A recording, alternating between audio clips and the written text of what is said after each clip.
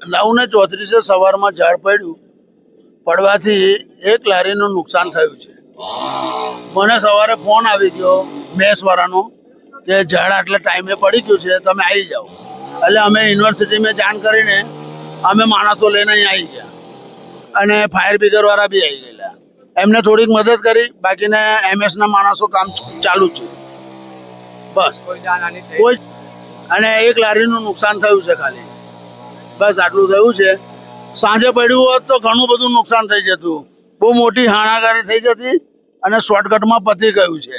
ભગવાનની અને અલ્લાહની બેવની સારી હશે તો બધું સારું થયું આપણું.